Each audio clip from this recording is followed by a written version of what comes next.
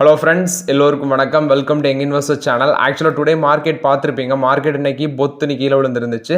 So international நியூஸாக இருக்குது இன்னைக்கு மார்க்கெட். ஏஷியன் பசிபிக் மார்க்கெட் வந்து கீழே விழுறதுக்கு மோரோரட்டு சில இம்பார்ட்டன்ட் இன்டர்நேஷனல் நியூஸாக இருக்குது. இவர் ஜோ பைடன் பார்த்தீங்கன்னா யூஎஸோட பிரசிடென்ட் அந்த கேண்டிடேட்லேருந்து அவர் வித்ட்ரா பண்ணிட்டு போயிருக்காரு. ஸோ அது ஒரு ரீசன். நெக்ஸ்ட் பார்த்தீங்கன்னா சைனாவோட சென்ட்ரல் பேங்க் வந்து அன்எக்ஸ்பெக்டடாட்டு இந்த ஷார்ட் டேர்முக்கான அந்த 7 டே ரிவர்ஸ் ரீபர்ச்சேஸ் ரேட்டுன்னு சொல்கிறாங்க. ஸோ அதை வந்து பார்த்தீங்கன்னா கட் பண்ணியிருக்காங்க. ஸோ 1.8%லேருந்து 1.7% குறைச்சிருக்காங்க. ஸோ இது எல்லாமே பார்த்தீங்கன்னா மார்க்கெட்டில் இம்பாக்ட் ஆயிருக்கு. பட் பெரிய அளவில் மார்க்கெட்டில் இம்பாக்ட் ஆகலை. மோரோராட் இன்னைக்கு ஃபஸ்ட்டு மார்க்கெட் அப்படியே எடுத்து பார்த்தீங்கன்னா நிஃப்டி வந்து மார்னிங் வந்து பார்த்தீங்கன்னா நிஃப்டி ஒரு 80 பாயிண்ட்ஸும், சென்செக்ஸ் ஒரு 400 பாயிண்ட்ஸ் கிட்ட நெகட்டிவ் போச்சு. அதுக்கப்புறம் நிஃப்டி 50 ஒரு பாசிட்டிவ் ட்ரெண்டுக்கு திரும்பிச்சு, ஃப்ளாட் பாசிட்டிவ் ட்ரெண்டுக்கு திரும்பிச்சு. அதுக்கப்புறம் மறுபடியும் பார்த்தீங்கன்னா இப்போ நிஃப்டி 50 ஒரு நெகட்டிவ் ட்ரெண்டுக்கு திரும்பி இருக்கு. மோரோராட் நிஃப்டி 50 40 பாயிண்ட்ஸ் நெகட்டிவ்ல இருக்கு, சென்செக்ஸ் 155 பாயிண்ட்ஸ் நெகட்டிவ்ல இருக்கு, நிஃப்டி பேங்க் வந்து 24 பாயிண்ட்ஸ் நெகட்டிவ்ல இருக்கு, நிஃப்டி ஐடி பார்த்தீங்கன்னா 215 பாயிண்ட்ஸ் நெகட்டிவ்ல இருக்கு, பிஎஸ்சி ஸ்மால் கேப் வந்து 410 பாயிண்ட்ஸ் பாசிட்டிவ்ல இருக்கு. ஃபர்ஸ்ட் நியூஸ் பார்த்தீங்கன்னா ரிலையன்ஸ் இண்டஸ்ட்ரீஸோட ஷேர் ப்ரைஸ் இன்னைக்கு கீழே விழுந்துருந்துச்சு, 3% மேலே அடிச்சிருந்தாங்க. ஸோ நான் மார்க்கெட்டில் பார்க்கும்போது 3009 ரூபாவில் ட்ரேட் ஆகிட்டு இருக்கு.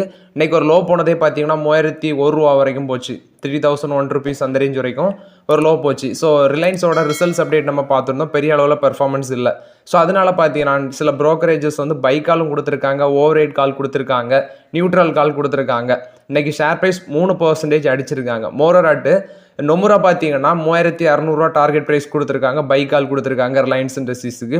ஜெஃப்ரீஸும் பை கால் தான் கொடுத்துருக்காங்க, டார்கெட் ப்ரைஸ் வந்து 3525 ரூபான்னு சொல்லியிருக்காங்க. மார்கன் ஸ்டான்லி ஓவர் ரேட் கால் கொடுத்துருக்காங்க, டார்கெட் வந்து 3540 ரூபா போகும்னு சொல்லியிருக்காங்க. மேக்யூரி என்ன சொல்கிறாங்கன்னா நியூட்ரல் கால் கொடுத்துருக்காங்க, அவங்க டார்கெட் வந்து 2750 சொல்லியிருக்காங்க ப்ரீவியஸ் க்ளோஸ்லேருந்து. இது மோரோராட் இன்னைக்கு பார்த்தீங்கன்னா ரிலையன்ஸ் இண்டஸ்ட்ரீஸை பொறுத்த வரைக்கும் அப்டேட்டு. நெக்ஸ்ட் பார்த்தீங்கன்னா ஐடிசி, யாரெல்லாம் அன்றைக்கி மார்க்கெட்டில் ஐடிசி பார்த்தீங்கன்னு தெரில. ஸோ ஐடிசி அன்றைக்கி பார்த்தீங்கன்னா 1% மேலே அடிச்சிருந்தாங்க, 467 அந்த ரேஞ்சில் ட்ரேட் ஆகிட்டு இருந்துச்சு. ஐடிசிக்கு பார்த்தீங்கன்னா அவங்க மேக்யூரிஸில் அப்டேட்ஸும் சொல்லியிருந்தாங்க, அவுட் பெர்ஃபார்ம் ரேட்டிங் கொடுத்துருக்காங்க. ஸோ ஐடிசியில் வந்து அவங்க சொல்லியிருக்க அப்டேட் வந்து ஐடிசியோட சிகரெட் பிஸ்னஸ் வந்து நல்ல ஒரு பெர்ஃபார்மன்ஸை கொடுக்கும். கண்டினியூஸ் குவார்ட்டரில் பார்த்தீங்கன்னா அவங்க ஒரு நல்ல பெர்ஃபார்மன்ஸ் தான் கொடுத்துருக்காங்க. சிகரெட் பிஸ்னஸ் வந்து இன்னும் க்ரோத் பாதையில் தான் செல்லும். ப்ளஸ் வந்து அவங்களோட ரெவன்யூ கான்ட்ரிபியூஷனுக்கு வந்து சிகரெட் பிஸ்னஸ் ரொம்பவே கான்ட்ரிபியூட் பண்ணுது அப்படின்னு சொல்லியிருக்காங்க. மோரோராட்டு ஐடிசியோட ஷேர் வந்து 535 ரூபா வரைக்கும் போகும்னு சொல்கிறாங்க. இந்த ரேஞ்சிலேருந்து 12% ப்ரீவியஸ் க்ளோஸ்லேருந்து 12% பொட்டன்ஷியல் அப்சைட் மேலே போக சான்சஸ் இருக்குது அப்படின்னு சொல்லி மேக்யூரி அப்டேட் சொல்லியிருக்காங்க. அது மட்டும் இல்லாமல் 39 அனாலிஸ்ட் கவரேஜ் பண்ணதில் 35 அனாலிஸ்ட் என்ன சொல்கிறாங்கன்னா பை ரேட்டிங் கொடுத்துருக்காங்க. இல்லை 2 பேர் வந்து ஹோல்ட் ரேட்டிங் கொடுத்துருக்காங்க, 2 பேர் வந்து செல் ரேட்டிங் கொடுத்துருக்காங்க ஐடிசி. ஸோ ஐடிசி இன்னைக்கு ஷேர் ப்ரைஸ் வந்து 467 ட்ரேட் ஆனாலும் இப்போதைக்கு ஐடிசியில் என்ட்ரி ஆக மாட்டேன் நான் வந்து. ஸோ என்னோட எக்ஸ்பெக்டேஷன் ஐடிசி வந்து ஒரு 400 வந்துச்சுன்னா 400 இல்லைனா 425 அந்த ரேஞ்ச் வந்துச்சுன்னா ஐடிசியில் மறுபடியும் கன்சிடர் பண்ணுவேன். இது ஐடிசியை பொறுத்த வரைக்கும் அப்டேட்டு 535 ரூபா வரைக்கும் போகும்னு சொல்லி மேக்யூரி சொல்லியிருக்காங்க.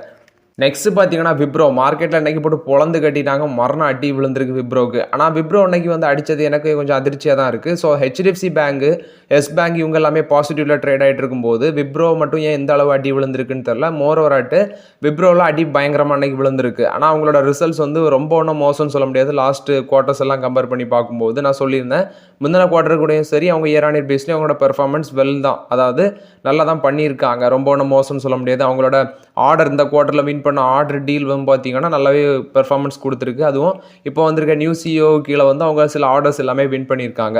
ஆனால் அன்றைக்கி 9% மேலே அடிச்சிருக்காங்க. லாஸ்ட் ஃப்ரைடே க்ளோஸ் பண்ணது 557 ரூபா அந்த ரேஞ்சில் க்ளோஸ் பண்ணியிருந்தாங்க. ஸோ அதுலேருந்து இன்றைக்கி பார்த்தீங்கன்னா 9% மேலே அடிச்சிருந்தாங்க, 505 அந்த ரேஞ்சில் ட்ரேட் ஆகிட்டு இருக்கு ஷேர் ப்ரைஸ். பட் இந்த ரேஞ்சில் அடி விழுந்தாலும் இப்போதைக்கு விப்ரோவில் நான் எக்ஸ்பெக்ட் பண்ணுற லெவலில் பை பண்ண முடியாது விப்ரோவில் இப்போதைக்கு. ஸோ வெயிட் பண்ணி தான் நம்ம கன்சிடர் பண்ணணும் விப்ரோவில். நம்ம ஆல்ரெடி சொன்னது 420 அந்த ரேஞ்ச் வந்தால் தான் நான் விப்ரோவில் கன்சிடர் பண்ணுவேன். ஸோ இப்போதைக்கு விப்ரோவில் என்ட்ரி கொடுக்க வேண்டாங்கிறது என்னோட ஒப்பீனியன். ஸோ விப்ரோக்கும் சில ப்ரோக்கரேஜஸ் என்ன சொல்லியிருக்காங்கன்னா அப்டேட் சொல்லியிருக்காங்க. விப்ரோக்கு இவங்க நொம்பரா வந்து பை கால் கொடுக்குறாங்க, 8% லாஸ்ட் க்ளோஸில் ஃப்ரைடே க்ளோஸ்லேருந்து 8% மேலே போகும்னு சொல்கிறாங்க. டார்கெட் 600 ரூபா சொல்லியிருக்காங்க.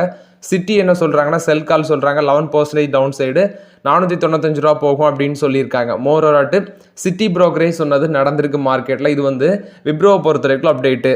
நெக்ஸ்ட் பார்த்தீங்கன்னா கோட்டக் மஹிந்திரா பேங்க். ஆக்சுவலாக ரிசல்ட்ஸ் வந்து லாஸ்ட் வீக்கில் வந்து ரிசல்ட்ஸ் போஸ்ட் பண்ணதில் ஹெச்டிஎஃப்சி பேங்க் தப்பிச்சிருக்காங்க, எஸ் பேங்க் தப்பிச்சிருக்காங்க. ரிலையன்ஸ், விப்ரோ, கோட்டக் மஹிந்திரா பேங்க் இந்த வலையில் மாட்டிக்கிட்டாங்க. அதில் கோட்டக் மஹிந்திரா பேங்க் இன்னைக்கு 3% மேலே காலி, 1762 ரூபாயில் ட்ரேட் ஆகிட்டு இருந்துச்சு மோரோராட்டு. இப்போதைய கோட்டக் பேங்க்கில் வந்து நம்ம என்ட்ரி கொடுக்க முடியும்னா வாய்ப்புகள் இல்லை.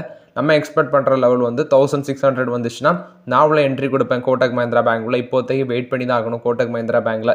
ஸோ கோட்டக் மஹிந்திரா பேங்க்குக்கும் பார்த்தீங்கன்னா சில அப்டேட் வந்திருக்கு. கோட்டக் மஹிந்திரா பேங்கோட எம்டி என்ன சொல்கிறாருன்னா, அவங்க வந்து நெக்ஸ்ட் 5 இயர்ஸில் வந்து 80% ஆஃப் அவங்களோட பிரான்ச் கவுண்ட்டை வந்து இன்க்ரீஸ் பண்ணுவாங்க. அதாவது இப்போ இருக்கிறதுலேருந்து 80% வரைக்கும் பார்த்தீங்கன்னா நெக்ஸ்ட் 5 இயர்ஸில் இன்க்ரீஸ் பண்ணுவோம்.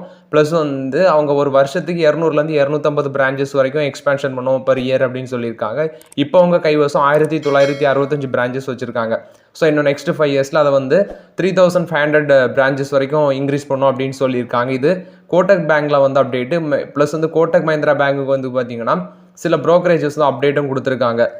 கோட்டக் மஹிந்திரா பேங்கோட ஷேர் ப்ரைஸ் வந்து லாஸ்ட் ஃப்ரைடே க்ளோசிங்கில் வந்து பார்த்தீங்கன்னா 2300 வரைக்கும் போகும் அப்படின்னு சொல்லி Morgan Stanley over weight rating கொடுத்துருக்காங்க. அவங்க இதுக்கு முன்னாடி 2150 ரூபா கொடுத்ததை இப்போ அதை இன்க்ரீஸ் பண்ணி டார்கெட் ப்ரைஸ் ஆட்டு 2300 சொல்லியிருக்காங்க. இது வந்து கோட்டக் மஹிந்திரா பேங்க்கில் வந்து அப்டேட்ஸு. நெக்ஸ்ட் பார்த்தீங்கன்னா ஹெச்டிஎஃப்சி பேங்க் ஆக்சுவலாக ரிசல்ட்ஸ் போஸ்ட் பண்ணி ஒரு பாசிட்டிவ் ட்ரெண்டில் ட்ரேட் ஆகிட்டு இருக்குதுன்னா ஹெச்டிஎஃப்சி பேங்கை சொல்லலாம். அன்றைக்கி அடி வாங்காமல் தப்பு இருக்குது மார்க்கெட்டில். ஸோ அன்றைக்கி 2% மேலே ரேலியாக இருந்துச்சு ஹெச்டிஎஃப்சி பேங்க். 1651 ரூபா வரைக்கும் போனது. அதுக்கப்புறம் பார்த்தீங்கன்னா 1634 ரூபா அந்த ரேஞ்சில் பாசிட்டிவ் ட்ரெண்டில் தான் ட்ரேட் ஆகிட்டு இருக்கு ஹெச்டிஎஃப்சி பேங்க். ஹெச்டிஎஃப்சி பேங்க்குக்கு பார்த்தீங்கன்னா ஒரு மிக்ஸ்டு ரேட்டிங் கொடுத்துருக்காங்க ப்ரோக்கரேஜஸ். அதில் ஃபஸ்ட்டு இவங்க ஜேபி மார்கன் என்ன சொல்கிறாங்கன்னா, அவங்க வந்து நியூட்ரல், அதாவது டவுன் கிரேட் டு நியூட்ரல் கொடுத்துருக்காங்க. 1800 ரூபா சொன்னதை இப்போ 1700 ரூபாய்ட்டு பண்ணியிருக்காங்க. நொமுரா என்ன சொல்கிறாங்கன்னா நியூட்ரல் கால் கொடுத்துருக்காங்க. அவங்க வந்து 1720 ரூபா அப்படின்னு சொல்லி டார்கெட் ப்ரைஸ் கொடுத்துருக்காங்க. ஜெஃப்ரிஸ் வந்து பை கால் கொடுத்துருக்காங்க. டார்கெட் ப்ரைஸ் 1890 ரூபாய்ட்டு ஹைக் பண்ணியிருக்காங்க. கோல்ட்மேன் சாக்ஸ் என்ன சொல்கிறாங்கன்னா பை கால் தான் கொடுத்துருக்காங்க. டார்கெட் ப்ரைஸை 1927 ரூபாயை சொல்லியிருக்காங்க. 20% அப்சைட் போகும்னு சொல்லியிருக்காங்க. இது அவங்க சொல்லியிருக்கிறது எல்லாமே பார்த்தீங்கன்னா ஃப்ரைடே க்ளோஸ்லேருந்து சொல்லியிருக்காங்க. இது மோரோராட்டு ஹெச்டிஎஃப்சி பேங்க்லேருந்து வந்து அப்டேட்டு. ஹெச்டிஎஃப்சி பேங்க் வந்து பார்த்தீங்கன்னா நம்ம லாஸ்ட் கன்சிடர் லெவல் வந்து 1440. இனி நம்ம கன்சிடர் பண்ணுறது அட்லீஸ்ட் ஒரு 1550 அந்த ரேஞ்சுக்கு வந்துச்சுன்னா ஸ்லோவாக ஹெச்டிஎஃப்சி பேங்க்கில் நான் கன்சிடர் பண்ணுவேன். இது ஹெச்டிஎஃப்சி பேங்கை பொறுத்த வரைக்கும் அப்டேட்டு. நெக்ஸ்ட் பார்த்தீங்கன்னா பிபிசிஎல். ஆக்சுவலாக பிபிசிஎல் தான் ப்ராஃபிட் வந்து ரொம்பவே கம்மியாக பண்ணியிருந்தாங்க. 70% பார்த்தீங்கன்னா அவங்க ப்ராஃபிட் கீழே விழுந்துருந்துச்சு இந்த குவார்ட்டரில். மோரோராட்டு அப்ரானி விப்ரோ போட்டு அந்த அடி அடிச்சிருக்காங்க. ஆனால் பிபிசிஎல் அன்னைக்கு வந்து காப்பாற்றி விட்டுருக்காங்க. பிபிசிஎல் பார்த்தீங்கன்னா அன்னைக்கு 317 ரூபா வரைக்கும் ஹை போனது, 310 ரூபாவில் ட்ரேட் ஆகிட்டு இருக்கு. மோரோராட்டு இன்னைக்கு 3% மேலே ஏற்றிருந்தாங்க பிபிசிஎல். ஸோ பிபிசிஎலுக்கு பார்த்தீங்கன்னா ஜெஃப்ரிஸ் என்ன சொல்கிறாங்கன்னா இந்த ரேஞ்சிலேருந்து 385 ரூபா வரைக்கும் போகும். அதாவது ஃப்ரைடே க்ளோஸ்லேருந்து 385 ரூபா வரைக்கும் போகும்னு சொல்லி பை கால் கொடுத்துருக்காங்க ஜெஃப்ரிஸ். 27% அப்சைட் சொல்லியிருக்காங்க. நெக்ஸ்ட் மார்கன் ஸ்டான்லி வந்து ஓவர் வெயிட் கால் கொடுத்துருக்காங்க. 366 ரூபா டார்கெட் ப்ரைஸ் கொடுத்துருக்காங்க. அடுத்து பார்த்தீங்கன்னா இவங்க நொமுரா வந்து என்ன சொல்கிறாங்கன்னா இந்த ரேஞ்சிலேருந்து 21% வரைக்கும் அப்சைட் போகும். அவங்களும் 360 ரூபீஸ் கிட்ட வந்து டார்கெட் ப்ரைஸ் கொடுத்துருக்காங்க பிபிசிஎலுக்கு. மோரோராட்டு என்ன கேட்டால் பிபிசிஎல்ல இப்போதைக்கு என்ட்ரி கொடுக்க வேண்டாங்கிறது என்னோட ஒப்பீனியன். நெக்ஸ்ட் பார்த்தீங்கன்னா எஸ் பேங்க்கில் வந்து அப்டேட். ஆக்சுவலாக ஷேர் ப்ரைஸ் பார்த்தீங்கன்னா 5% ஏற்றிருந்தாங்க. 25 ரூபா 99 காசு வரைக்கும் ஒரு ஹை போச்சு. 25 ரூபா 99 காசு வரைக்கும் ஒரு ஹை போனது. 25.41 ருபீஸ் அந்த ரேஞ்சில் ட்ரேட் ஆகிட்டு இருக்கு Yes bank. So Yes bank 5% ரேலியாக இருந்துச்சு. ரிசல்ட்ஸ்க்கு அப்புறம் இந்த ரேஞ்சில் ஏற்றிருக்காங்க. மோரோராட்டி எஸ் பேங்க்கில் இன்னொரு அப்டேட்டாக வந்துருந்துச்சு. கோட்டக் இன்ஸ்டிடியூஷனல் ஈக்விட்டிஸ் என்ன சொல்லியிருக்காங்கன்னா இதுக்கு வந்து டவுன் ட்ரெண்ட் செல் ரேட்டிங் கொடுத்துருக்காங்க. டார்கெட் ப்ரைஸ் வந்து 19 ரூபா வரைக்கும் போகும்னு சொல்லியிருக்காங்க. ஃப்ரைடே க்ளோசிங் லெவல் வந்து 27% வரைக்கும் டவுன் ட்ரெண்ட் வர சான்சஸ் இருக்குது அப்படின்னு சொல்லி எஸ் பேங்க்குக்கு அப்டேட் கொடுத்துருக்காங்க. இது வந்து எஸ் பேங்க்கில் வந்து அப்டேட்டு. நெக்ஸ்ட் பார்த்தீங்கன்னா அன்றைக்கி மார்க்கெட்டில் ஃபெர்டிலைசர் ஸ்டாக்ஸ் எல்லாமே நல்ல ஒரு பெர்ஃபார்மன்ஸ் கொடுத்துருந்து அது வந்து பட்ஜெட்டை ஃபோக்கஸ் பண்ணி ஏற்றிருக்காங்க. அன்றைக்கி 3 to 13% வரைக்கும் ஃபெர்டிலைசர் ஸ்டாக்ஸ் எல்லாமே ரேலியாக இருக்குது. மோரோராட்டு பட்ஜெட்டில் பார்த்தீங்கன்னா அந்த ஃபெர்டிலைசர் சப்சிடரி பில்லை வந்து தாக்கல் பண்ண வாய்ப்பு இருக்குது அப்படின்னு சொல்லி அந்த எக்ஸ்பெக்டேஷனில் ப்ளஸ் வந்து ரூரல் எக்கனாமியில் வந்து ஃபோக்கஸ் பண்ண சான்சஸ் இருக்குது அப்படின்னு சொல்லி பட்ஜெட் எக்ஸ்பெக்டேஷனை வச்சு இந்த ஷேர்லாம் ரேலி பண்ணியிருக்காங்க. ஃபினான்ஷியல் 25ல் 1.64 லேக் வந்து பார்த்தீங்கன்னா ஃபெர்டிலைசர் சப்சிடிக்கு ஸ்பெண்ட் பண்ணுவாங்க அப்படின்னு சொல்லிட்டோம். அது வந்து ஆக்சுவலாக ஃபினான்ஷியல் 24 லோவர் தான். ஃபினான்ஷியல் 24ல் 1.89 லேக் crore ஸ்பெண்ட் பண்ணாங்க. இப்போ ஃபெர்டிலைசர் சப்சிடிக்கு வந்து 1.64 லேக் crore வந்து இந்த ஃபினான்ஷியல் 25ல் ஸ்பெண்ட் பண்ணுவாங்க அப்படின்னு சொல்லி அவங்க வந்து எக்ஸ்பெக்ட் பண்ணி அந்த ஷேர் எல்லாமே இன்றைக்கி அந்த எக்ஸ்பெக்டேஷனில் மேலே போயிருக்கு. மோரோராட்டு பட்ஜெட்டில் இது குறித்தான அறிவிப்பு வருமா அப்படின்னு சொல்லி நம்ம வெயிட் பண்ணி தான் பார்க்கணும். ஸோ இன்றைக்கி இந்த ஃபெர்டிலைசர் ஸ்டாக் எல்லாமே மேலே போகிறதுக்கு ரீசன் பார்த்தீங்கன்னா இந்த பட்ஜெட்டில் வந்து இந்த ஃபெர்டிலைசருக்கான சப்சிடரி பில்லு அந்த எக்ஸ்பெக்டேஷன் வச்சு தான் ரேலியாக இருக்குது. நெக்ஸ்ட்டு பார்த்தீங்கன்னா மார்க்கெட்டில் இன்றைக்கி வந்து ப்ரைவேட் கம்பெனிஸோட ஸ்டாக்ஸ் வந்து கீழே விழுந்தாலுமே ஒழிய ப்ளஸ் வந்து இந்த பிஎஸ்சி செக்டார் ஸ்டாக்ஸ் எல்லாமே பார்த்தீங்கன்னா பெரிய அளவில் அடி விழலை. அதில் இந்த ஐஆர்எஃப்சி இன்னைக்கு வந்து ரீசன் பார்த்தீங்கன்னா இதில் ரீட்டைல் இன்வெஸ்டர்ஸோட கவுண்ட் வந்து இன்க்ரீஸ் ஆயிருக்கு. 5.79 லேக் ஸ்மால் ஹோல்டர்ஸ் வந்து பார்த்தீங்கன்னா பர்ச்சேஸ் பண்ணியிருக்காங்க. ஸோ இப்போ டோட்டலாட்டு 50.63 லேக் ஸ்மால் ஷேர் ஹோல்டர்ஸ் வந்து இதில் ஹோல்ட் பண்ணுறாங்க. ஸோ ப்ரீவியஸ் குவார்ட்டரில் அது வந்து 4.84 லேக் இருந்தது ஸ்மால் ஷேர் ஹோல்டர்ஸ். இப்போ அது இன்க்ரீஸ் ஆயிருக்கு. டொமஸ்டிக் மியூச்சுவல் ஃபண்ட் பார்த்தீங்கன்னா ஸ்டேக்கை இன்க்ரீஸ் பண்ணியிருக்காங்க. ஜூன் குவார்ட்டரில் 0.18% இருந்தது 0.55% ஆட்டி இன்க்ரீஸ் பண்ணியிருக்காங்க. ஃபாரின் போர்ட்ஃபோலியோ இன்வெஸ்டர்ஸ் பார்த்தீங்கன்னா ஃப்ளாட்டாக தான் இருக்குது. 1.11% ஆட்டு வச்சிருக்காங்க. கவர்மெண்ட்டும் பார்த்தீங்கன்னா 86.36% ஆட்டு ஹோல்ட் பண்ணுறாங்க. இது வந்து ஐஆர்எஃப்சி இந்தியன் ரயில்வே ஃபினான்ஸ் கார்பரேஷனை பொறுத்த வரைக்கும் அப்டேட்டு. நெக்ஸ்ட் பார்த்தீங்கன்னா ஜேஎஸ்டபிள்யூ எனர்ஜியில் வந்து அப்டேட்டு. ஸோ இவங்களுக்கு பார்த்தீங்கன்னா 2 சோலார் பவர் ப்ராஜெக்ட் ஆர்டர் கிடச்சிருக்கு. ஒன்று வந்து பார்த்தீங்கன்னா சோலார் எனர்ஜி கார்பரேஷன் ஆஃப் இந்தியாட்டேருந்து ஒரு 500 மெகாவாட் சோலார் பவர் ப்ராஜெக்ட் வந்து செட்டப் பண்ணுறதுக்கும், அடுத்து வந்து பார்த்தீங்கன்னா கர்நாடகா ரினியூவபிள் எனர்ஜி டெவலப்மெண்ட் வந்து ஒரு 300 megawatt solar power project setup பண்ணுறதும் கிடச்சிருக்கு. இது ஜேஎஸ்டபிள்யூ எனர்ஜியோட சப்சிடரி ஜேஎஸ்டபிள்யூ நியூ எனர்ஜி கிடச்சிருக்கு. இது ஜேஎஸ்டபிள்யூ எனர்ஜியை பொறுத்த வரைக்கும் பாசிட்டிவ் அப்டேட். அடுத்து ஜைடஸ் லைஃப் சயின்சஸில் வந்து அப்டேட்டு. ஜைடஸ் லைசன்ஸ் பார்த்தீங்கன்னா ஒரு மல்டிபிள் கேன்சர் ட்ரீட்மெண்ட்டுக்கு யூஸ் பண்ணுற ஒரு பயோசிமிலர் ட்ரக்குக்கு வந்து மெக்சிகோட ரெகுலேட்டர் பார்த்தீங்கன்னா இப்போ அப்ரூவல் கொடுத்துருக்காங்க. மெக்சிகோட ரெகுலேட்டர் தான் கோஃபரிஸ் அப்படின்னு சொல்கிறாங்க. இவங்க வந்து இவங்களோட பாவா பிவாக்சிகுயும் அப்படிங்கிற ஒரு பயோசிமிலர் ட்ரக்குக்கு வந்து இந்த ட்ரக் வந்து வேரியஸ் கேன்சருக்கு வந்து யூஸ் பண்ணலாம் அப்படின்னு சொல்லியிருக்காங்க. ஸோ அதுக்கு வந்து அப்ரூவல் தெரிவிச்சிருக்காங்க அங்கே மார்க்கெட் பண்ணுறதுக்கு. இது ஜைடஸ் லைஃப் சயின்சஸில் வந்து one of the positive update. Next பார்த்தீங்கன்னா டாடா மோட்டர்ஸில் வந்து அப்டேட்டு. டாடா மோட்டர்ஸ் பார்த்தீங்கன்னா அவங்களோட டாடா கர்வ் அந்த காரை வந்து விரைவில் லான்ச் பண்ண இருக்கிறாங்க. ஸோ அவங்க வந்து போத் ஐசி ப்ளஸ் வந்து இவி வெர்ஷனில் தான் லான்ச் பண்ணுறாங்க. ஸோ அதுக்கான அப்டேட்டை வந்து அவங்க லான்ச் பண்ணியிருக்காங்க. ஸோ அந்த மாடலை வந்து அவங்க ரிவீல் பண்ணியிருக்காங்க. ஏன்னா ஆகஸ்ட் 7 அதை வந்து லான்ச் பண்ண போகிறாங்க. ஸோ இப்போ வந்து ஐசி மாடலையும் இவி மாடலையும் லான்ச் பண்ணுறாங்க. ஸோ அதோட ஃபோட்டோ வந்து ரிலீஸ் பண்ணியிருக்காங்க. இது பார்த்தீங்கன்னா டாடா மோட்டர்ஸோட டாடா கர்வ் காரை பொறுத்த வரைக்கும் அப்டேட்டு.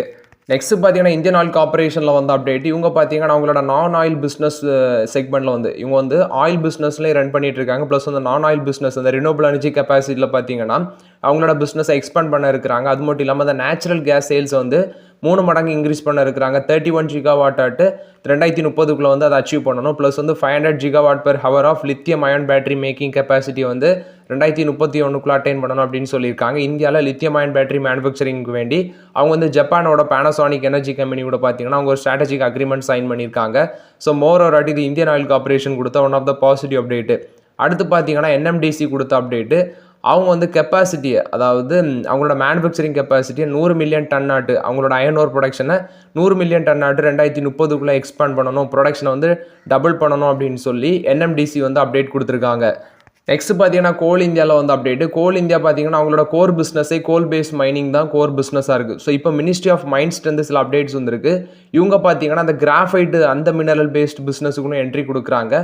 மத்திய பிரதேஷில் இருக்க சோட்டி கிராஃபைட் பிளாக் பார்த்தீங்கன்னா காட்டாலி அங்கே இருக்கிற சோட்டி கிராஃபைட் பிளாக் வந்து அலிராஜ்பூர் மத்திய பிரதேஷில் அந்த இடத்துல இருக்கிற கிராஃபைட் பிளாக்கை பார்த்தீங்கன்னா அங்கே இவங்களோட கிராஃபைட் மினரல் பிஸ்னஸ் மைனிங்கை ஸ்டார்ட் பண்ணுறாங்க. ஸோ இது வந்து இவங்க கோல் இந்தியா வந்து பார்த்தீங்கன்னா 150.05% ஆஃப் அந்த ப்ரீமியம் வந்து அவங்க அந்த ஸ்டேட் கவர்மெண்ட்டுக்கு பே பண்ணணும் அப்படின்னு சொல்லியிருக்காங்க. 1 இயர் பார்த்தீங்கன்னா காம்போசிட் லைசன்ஸும் 3 இயர்ஸ் வந்து சொல்லியிருக்குது எக்ஸிக்யூஷன் மைனிங் லீஸ் அந்த பேசிஸில் ரன் பண்ணுவாங்க அப்படின்னு சொல்லியிருக்காங்க. இப்போ வந்து கிராஃபைட் பேஸ்ட் மினரல் பிஸ்னஸுக்குள்ளே இவங்க என்ட்ரி கொடுக்குறாங்க. இது வந்து கோல் இந்தியா பொறுத்த வரைக்கும் positive update. So okay friends, ஆக்சுவலாக அந்த வீடியோவில் சில இம்பார்ட்டன்ட் அப்டேட்ஸ் எல்லாமே டிஸ்கஸ் பண்ணோம். அந்த வீடியோ உங்களுக்கு பயனுள்ளதாக இருக்கும்னு நினைக்கிறேன். பயனுள்ளதாக இருந்துச்சுன்னா லைக் பண்ணுங்கள், சப்ஸ்கிரைப் பண்ணுங்கள், கமெண்ட் பண்ணுங்கள். Okay friends, thank you.